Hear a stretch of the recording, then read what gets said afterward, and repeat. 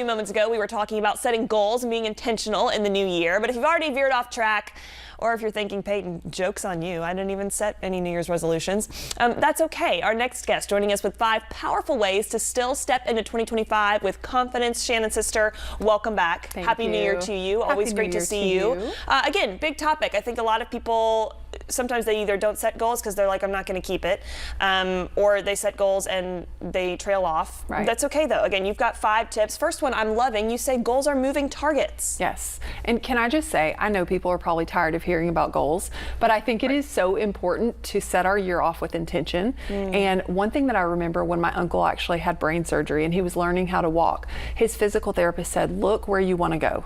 If you look at the floor, you're going to the floor. If you look forward, that's where you're going to go. So setting your year off with intentionality is so important, which is why I wanted to talk about it yet again. So here we go. And again, that you can adjust, you can modify. What did you have kind of a word of intention for this year or a certain goal? So my word of the year is dare. Because I want to not just live by like truth, which seems safe, you know, in the game of truth or dare. I always chose truth because it felt safe. Because dare was like, what if I, you know, make a fool of myself, or what if I do something or I don't do it right, whatever. So this year I'm choosing dare. I like that, Shannon. Thank you. I'm very, especially today. I talked about my new hair. I've never worn my hair like this, but we're just daring to be different on a Friday.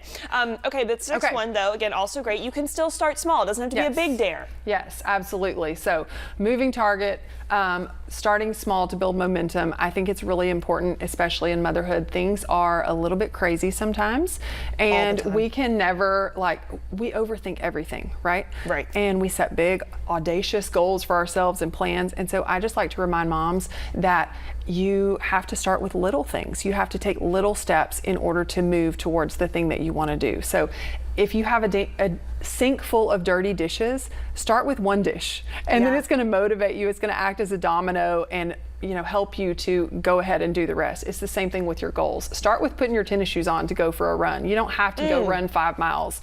You know, walk for 5 minutes. But you're sneakered up and ready. Exactly. I told the other day too, I put new batteries in a clock, and I felt like I have conquered the day. You've done it. This clock has been broken for probably 4 months, and I didn't know what time it was in my bathroom, but I thought today is the day. I'm going to put a good old double A in there. Yes. And we've solved it. We've conquered the world. Okay, third tip, focus on what's important.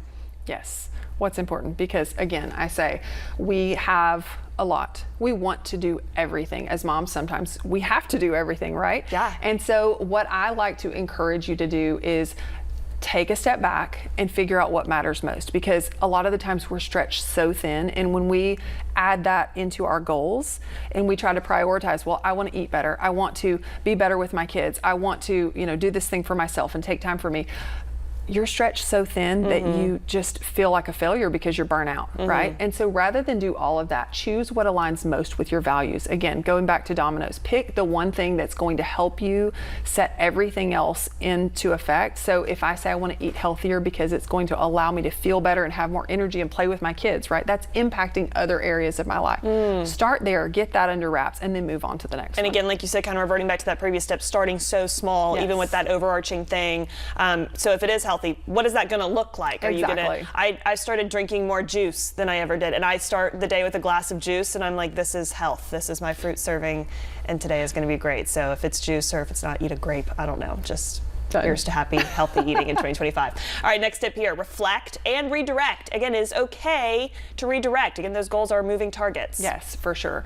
I think that a lot of the times we set these goals at January 1st, I'm going to do this. This is going to be my entire year. And in reality, we have different seasons, even as we go throughout the year. We have babies who are waking up and teething all of a sudden, even though they used to be sleeping through the night. We have kids who are, you know, moving on to different sports and different seasons. And it's hard to keep track of all of it together. So what I like to suggest is, rather than setting one big goal, is to say, okay, I'm going to try this out for 6 weeks, or I'm going to try this out for a month. At the end of that set period of time, I'm going to reflect. I'm going to look at what worked for me, what didn't, what was good for my family, what wasn't. And then I'm going to redirect, and I'm going to choose, do I want to continue this goal, or do I want to adjust it and do something different? I think that word redirect too is powerful. You still have direction. I think people think if I'm having to adjust, then I failed, but you're still having direction. Moving on. Absolutely. Okay, last tip here. This one is fun, kind of going back to the whole dare, dream big, take action, go for it all in 2025. Yes. Wear the hair. So As a mom, especially when you've got little kids, a lot of the time you can't see past the day, right? You're just trying to figure out, how do I make it through the end of the day? You can't think about big picture things. I want to give moms permission to do that, because I was there too, and I went through that exact experience. Allow myself to think about the things of the future. What does success mean to me? What do I want for my life? What are my big goals? And you don't have to do it all today, but you can begin to dream about it and take that small action. So maybe you want to go back to school. You don't have to take classes this season to do that. You can go and just do some research and maybe start the process for when life lets up just a little bit. And I think too, just figuring out, knowing what you want to do, regardless of, again, when you might start that timeline, but realizing, okay, no, I do want to go back to school. I think sometimes just reaching the conclusion that you have decided a new goal is an accomplishment in and of itself. So Shannon, we love you. You're so wise and so great. You've got a workshop coming up, a podcast to tune into. Recap for us where we can stay connected and learn more. Absolutely. I've got a 6-week workshop to help moms with goal setting, which I'm really excited about. You can find all that information over at shannoncarothers.com, and the Successful Mama podcast is wherever you like to listen. Awesome. Shannon, sister, thank you again so much. Thank we you for appreciate you, and having Happy me. New Year. You Thanks. too.